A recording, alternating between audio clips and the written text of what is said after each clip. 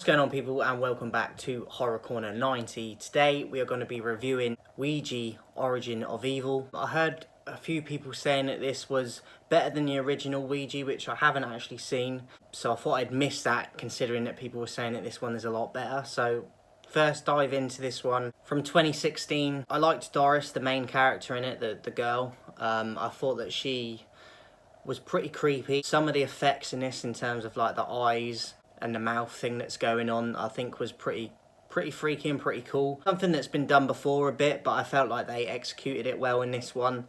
I feel like the film itself does take a little while to get going.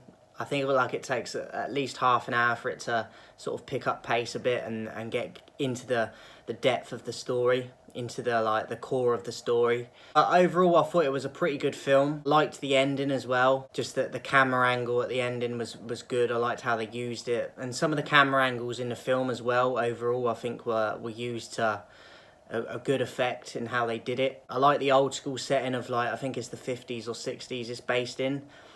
So I like that old school feel of it. The fact that the family itself in the film are kind of scamming people with the Ouija board, but then like things happen and it becomes more real. As I said, Doris in it I think was very creepy and very well casted for that. And through the film she gets creepier and creepier. Like, it's not just straight away, it kind of builds, and I like the way that they did that. It takes its time with the girl to sort of, there's little subtleness and then it builds and builds. As I said, the camera angles in it were very effective. I thought there's some certain shots like that I think add to the building of the film and the sort of eeriness of it at times. Very effective, even though it's quite simply done. This one holds, anything with a Ouija board in it holds a place close to my heart, because I do have a bit of experience of when I was a child and using a Ouija board. So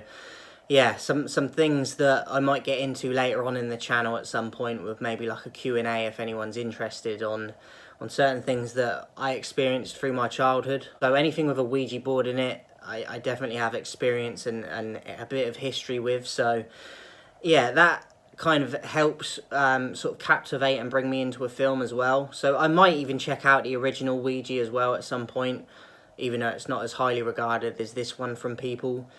But my final letterboxd rating for this one, I would give a 3 out of 5. So a 50-50.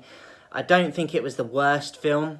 I don't think it was the best film. I feel like they, in terms of like kind of the setting and the storyline, I think it's been done before a bit, so that's probably why I wouldn't have it any higher than a 3. But it wasn't terrible. It was definitely better than His House. Completely different film, but definitely a lot better than that one. I'd give it a 3 out of 5, a 50-50, slightly over half on the rating, but I wouldn't, for anything to be considered going forward as like a recommendation from me to you guys if you haven't seen something, it would have to be at least a 3.5 to a 4 or upwards. So 3 out of 5 is kind of the halfway mark, even though it's slightly over the 2.5. 3 out of 5. Let me know what your thoughts are in the comments if you've seen it. Would you recommend it for people?